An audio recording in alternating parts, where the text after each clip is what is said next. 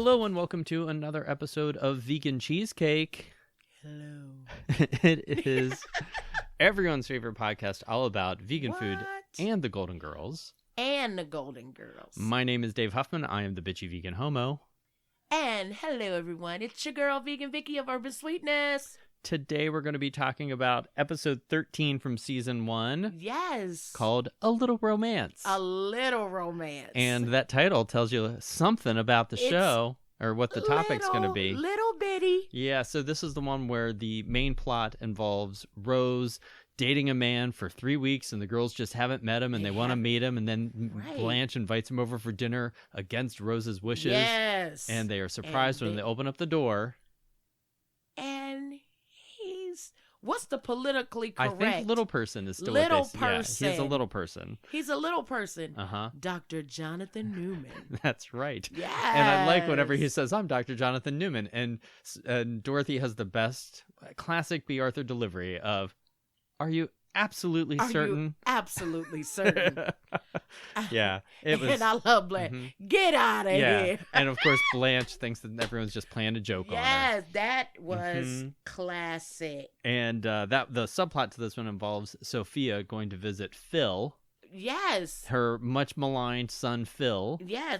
And his 10 children. His 10 children and his welder wife. His wife, who apparently the only time she goes into a kitchen is because she wants a cold beer. That's right. Yeah. Because she's been welding all day. Well, you know. Who wouldn't want a cold beer after that? Woman deserves a treat. Yes, she does. Especially if she gave birth to 10 kids. 10 of them. 10 of them. And Phil don't do nothing. No. Well, apparently and not. then the son can't even graduate from animal grooming school. Animal grooming. That is that's a problem. Well, but if you think about it, it's not as easy as you'd think, I would guess. Because but come on, having to get all those, Well, you know what? If they're grooming Zoe, then I can understand why he failed. Yeah, she a pain in the butt. She is, and I love her. For anybody who doesn't know, I have a miniature schnauzer, Zoe. She is the love of my life, but she is a pain in my patoonie. Yeah. Well, that's aren't all pets though, in a way.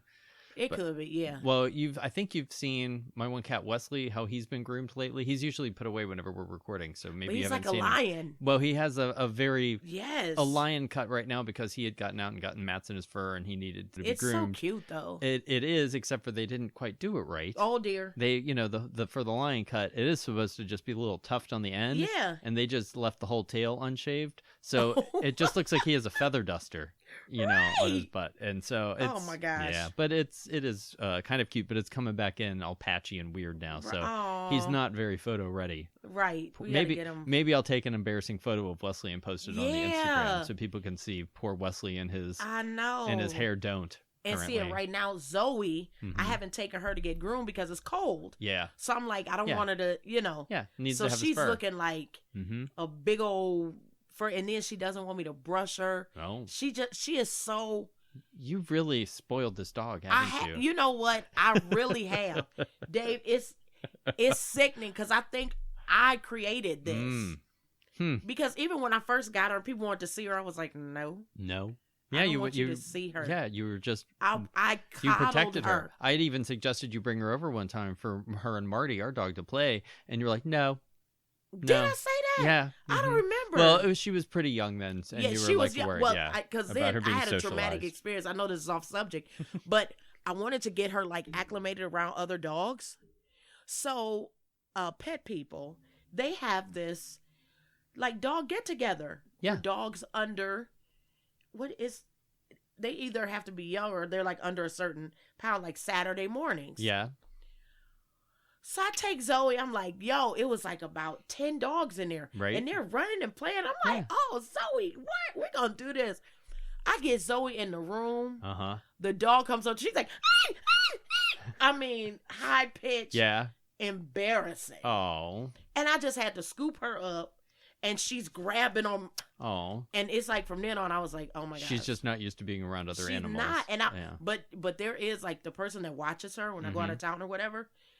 She goes and he has 2 dogs. No, yeah, 2 dogs. He had 3. One of them passed away. Oh, Cooper, rest in heaven. Oh, over the rainbow. But he's got a cat and 2 dogs, and she loves them. Yeah, well, that's good then. So which is good. Hope. So there's some hope. She's around her people. So okay, that's okay. Sorry. No, that's all right. It was all on topic since we're talking about the fact that Sophia's grandson, who's 22 and all he does is drink beer and shoot BB guns. And shoot BB guns. Yeah, that's all. Yeah. That's why he failed his dog grooming. That's it. Well, because he can't do it. Well, maybe he has other skills. That's true. Yeah. Maybe, I don't know. Probably not, though. No. Because that's what we like about Phil's. Phil's just always a running punchline in the show. And we've never seen Phil. I don't think we ever see Phil. We've never seen Phil. No. That's amazing. But I always joked that one year for Halloween, I wanted to have a theme party where everybody had to come as a pop culture character that's referenced but never seen. And what they would look like. Right. Oh my gosh. So you could come to that party as Phil. Or, just like Sophia, her other daughter. Didn't she have 2? Oh, I don't remember. Well, the one daughter came to visit. Right. So we were know just her. talking about. But I mean, like Norm's wife in Cheers, I don't think we ever saw her. Never saw her. So like all these characters that are referenced. Oh my gosh. So you could just do your own interpretation of them. That's definitely in the book. Yeah. Best intentions. That's definitely in Best Intentions. It would be a very high concept party. It would. That would be so. But that would be so dope, though. Yeah. Maybe 2020 we actually. Yes, but you know what? 2020, we're gonna come through with some things. Oh, absolutely. We're gonna sit down. We're gonna have a plan. It's gonna be impressive. We're gonna actually complete something. Mm-hmm. It's not gonna be in Best Intentions. Well, that makes it sound like we never complete things. That's true. We complete a lot of stuff. We complete a lot of stuff. We just have a lot of ideas. We're gonna go through the Best Intentions book. Okay. And we're gonna do some things out of Best Intentions. All right. I like it. Yes. Well, speaking of Best Intentions, I actually did something this week. I made something this week that I had been meaning to make for years.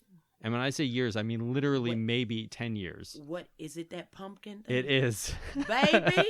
Years ago, I went to Seattle with my ex at the time, and we went to this place for brunch, and they had this, it was a pumpkin French toast. It was not vegan. I was not vegan at the time, so it had to have been a long time ago. Yeah. So yeah, it was a pumpkin French toast baked in a pumpkin.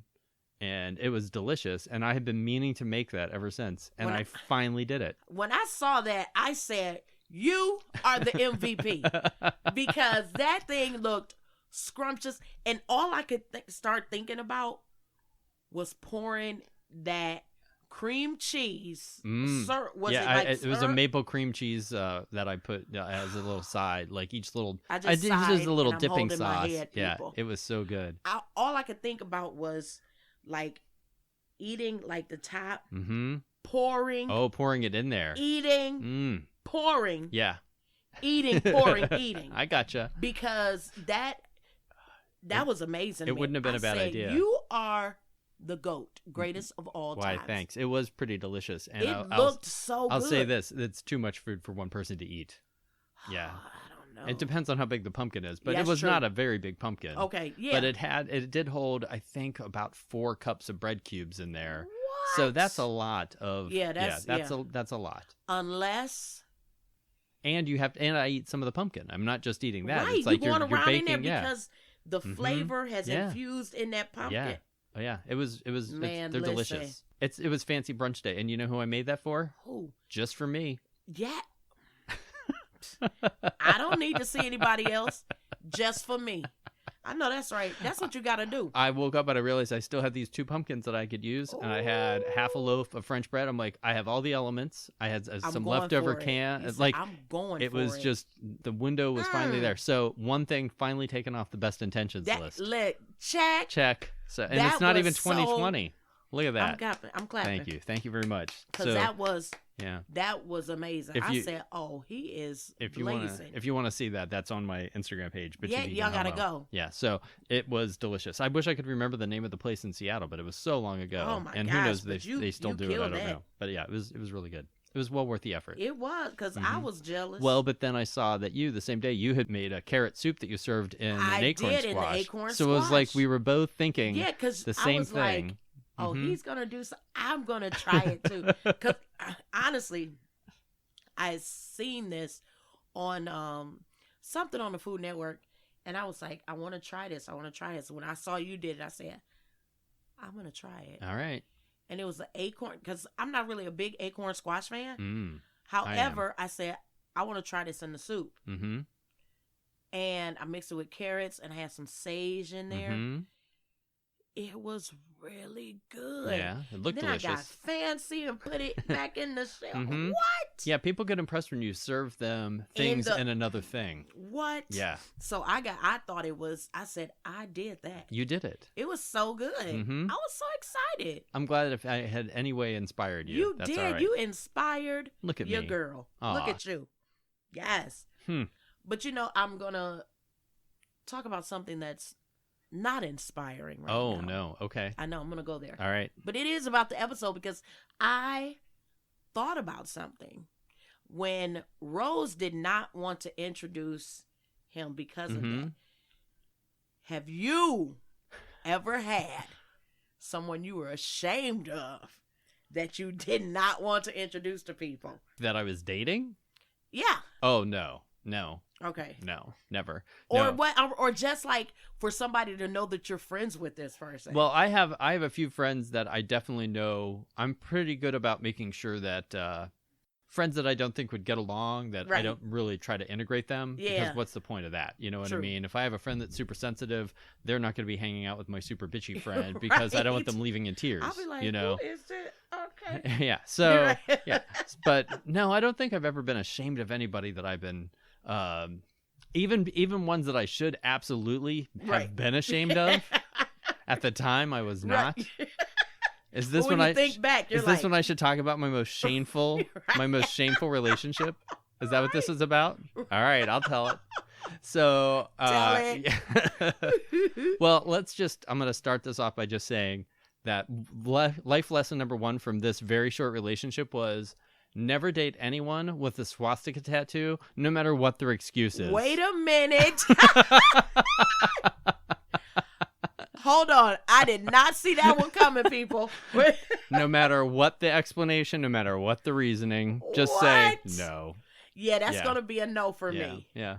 Yeah. No, so the story of that was he was at the time he was in the closet. He's gay and he was from the South. So his way of making sure that no one knew he was gay was he was trying to like hang out with these skinhead people to like prove, try to keep himself more in the closet and deny who he was. And he actually got a swastika tattoo as part when he was hanging out with these people. And then when I said, so now why don't you get that covered or change it into something else? And to him, he said it was like, it reminded me of this time in his life and blah, blah, blah, blah, blah. And I'm like, well, okay, yeah. Okay. No, yeah, no. Okay.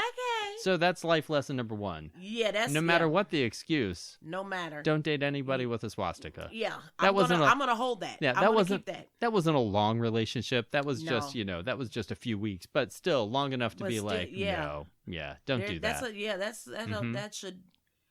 That should definitely yeah. be an eye opener. That was a long time ago too. Yeah, that's hilarious. So, how about you? Have you ever dated someone that you've been ashamed Absolutely. of? Well, I know you told us about going on that one date with that guy that you just kind of like wanted to like not have anybody see that you were with him, kind of thing. You went to a movie at Tower City. Oh, all right, yeah, there you that's go. him. All right, so this dude. Oh my gosh, y'all, and I think I was straight out of another relationship. Oh, he was a rebound. Okay. He was definitely a rebound. Yeah, well, then that doesn't count. And I met him he was bussing tables. And there's nothing wrong with that, people. So don't take... Right. Don't, any job is a good job. Listen. Any work is honest work. Because guess what? If they don't do it, it won't get... So that is true. So that's not... No. But he was so weird. When he was busting the table, he was just, because usually, what do you mean he was weird while he was busting the tables? He was, because it's like he just had the creepiest look on his face. Yeah, and I was just like, is that dude staring at me? And I'm like, well, that's just because you're fine. And aren't you used to having men stare at you? But we were at Ponderosa. That's where. No. I'm trying to think of. Was it the Ponderosa? Did they have a salad bar or something? All those places have salad bars. Or it was like a buffet something. Anyway, this dude, he was the weirdest guy ever. Yeah. And he slipped me his number, and I was like, whatever. Mm-hmm. So I think I know I called him, and even on the phone, I was just like, dude, you are so weird. But it was like, but you still went on the one date. Do. Yeah. Mm-hmm. It's something to do. Sure. And I'm ashamed to say I went on like a couple dates. Oh. But I was just like, okay, I gotta eat. It's funny, like, I gotta eat. But one thing about, he was like, I was like, well, I'm about to go out, or my sister's coming over or whatever. Mm-hmm. Well, I want to meet you. No, okay, first of all, no, absolutely not. No. And when we're out, I'm gonna start walking at least 5 feet in front of you. He was just that's a big sign for anybody. Then you know what? And it's like, I'm so embarrassed. Even to this day, I'm like, oh my God, I hope he does not see anything with me. Yeah. And I hope he does not get in contact. He's going to show up at one of your events sometime. Oh my gosh. Yep. I would be like, security. Oh my gosh. We'll have to come up with like a secret code word that you have to say to me, like whenever I need to step in. I want some Bananas Foster, dude. Okay. All right, no. Bananas Foster. That is our now go-to. I was gonna say secret code word, but right. Yeah. But he was so weird. We're gonna have to come up with one off mic in case he's stalking you and listening to this. I know. Yeah. Oh my gosh. Yeah. If he was, that would be one thing. I'd be like, you are so gonna get in trouble for this. Well, all right. So you said that you just saw that guy, went on a couple of dates with them, mm-hmm. and me and the ex neo-Nazi guy, again, only a few weeks. And Rose has only been dating Dr. Newman for like 3 weeks, and she's thinking they're going to get married. But I understand we're on sitcom time frame where they got to speed up for the plot lines. But still, and that happens all the time on this show. But you know what? I know some people like that. Yeah. And hello, they're no longer together. I'm just saying. Think about it, people. Yeah. But yeah, I was like, you need to spend a little more time than 3 weeks with someone. You really don't even know him. No. You just. It's almost like it was like mm-hmm. nostalgic, like this. Well, he was an interesting person. He was. Do you have any friends or family members that are little people?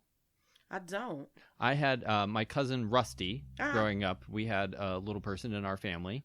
Really? Mm-hmm, my mom's first cousin. And Rusty lived with us for a little after his parents passed. He was quite a character. He had a very rare condition. He was born without a soft spot in his head. He didn't have a fontanelle. So his body grew in like perfect proportion. So he was like a little, when I say a little man, I mean like you don't see a lot of people that look like Rusty.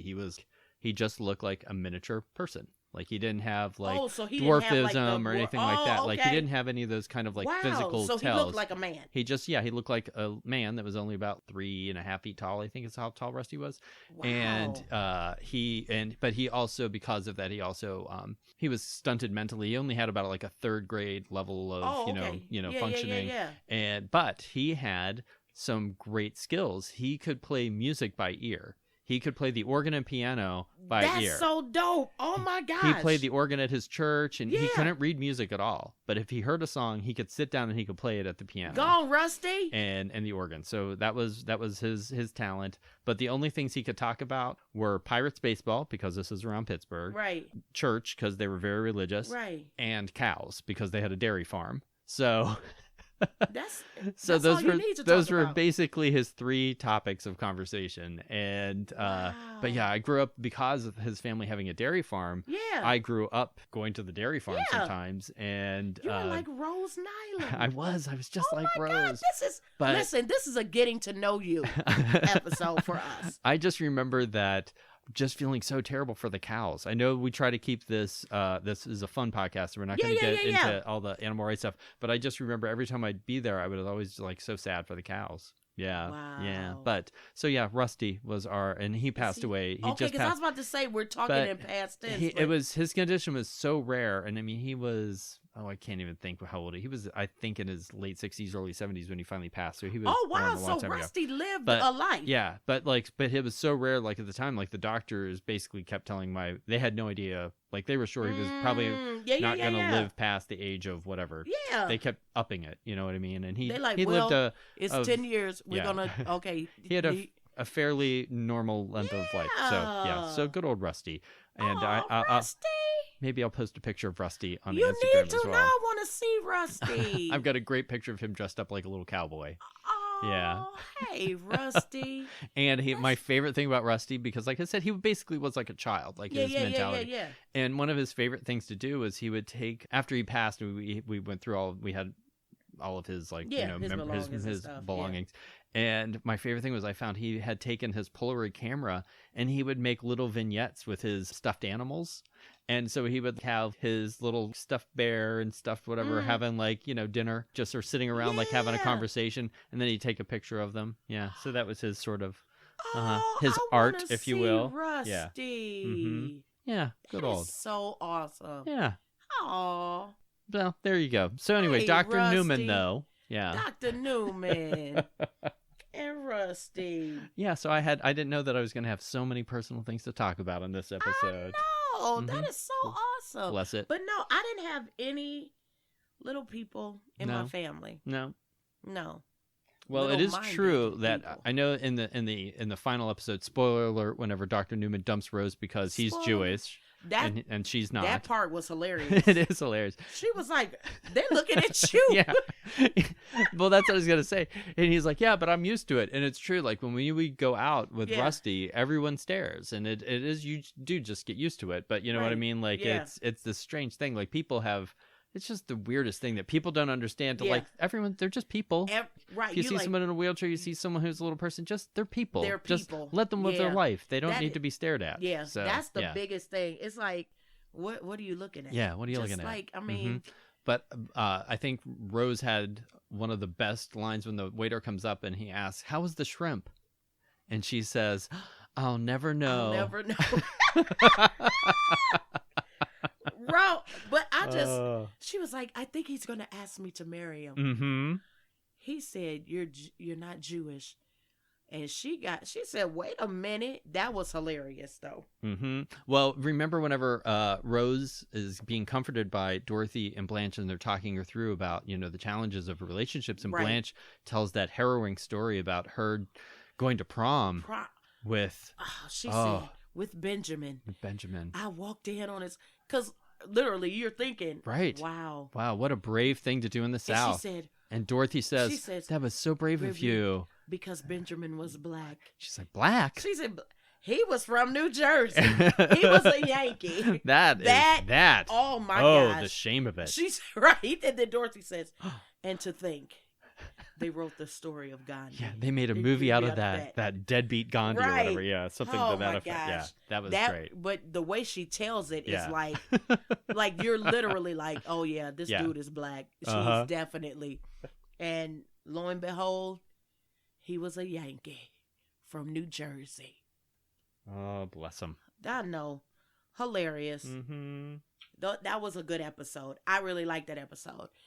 Hey, let us know if you like that episode. Watch it. Yes, it's a good one, I think. I think it's got a lot of really good lines in it. Yes. And, yeah, so... That was really good. I enjoyed it. But, I feel like there was one other thing. Oh, no, I know. When they first have him come over... And she tells him what they're having for dinner because everything's like they're so self-conscious, like, may I take your hat, your height instead of your hat. Right.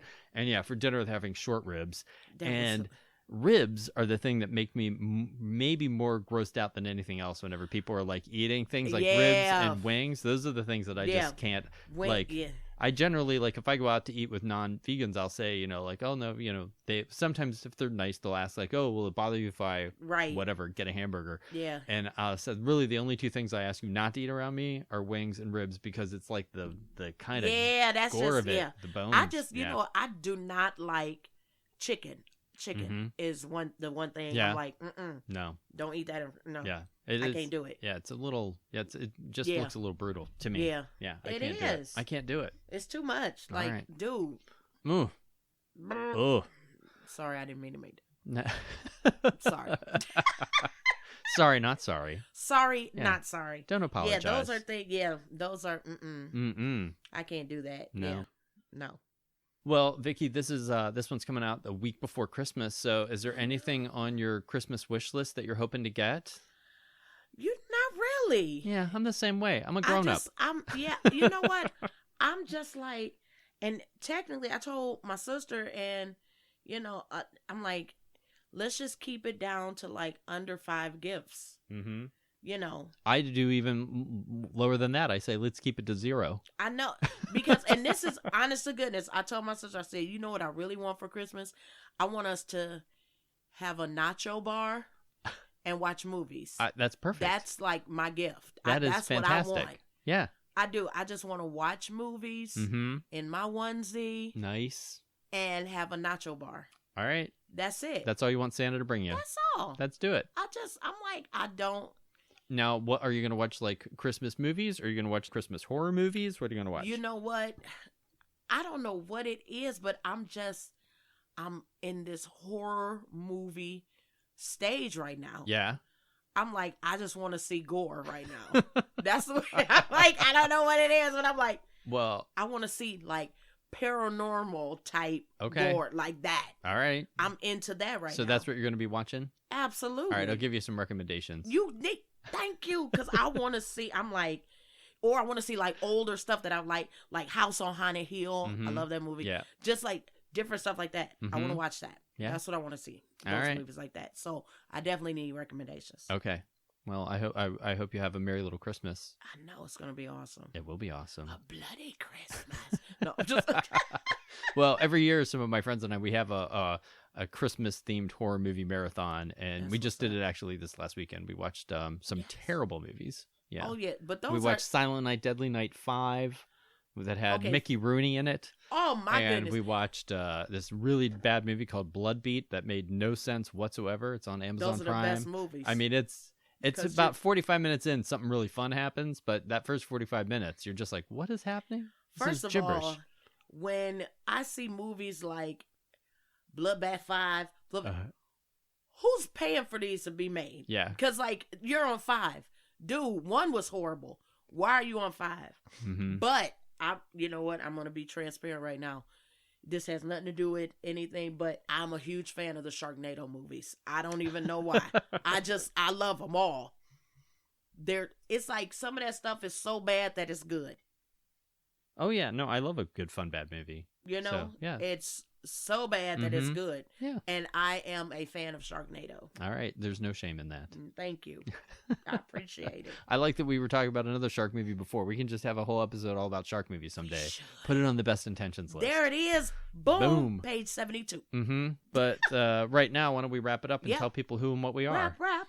All right, everybody. It's your girl, Vegan Vicki of Urban Sweetness. You know, you can find me on Twitter, Facebook, and Instagram, urban_sweetness.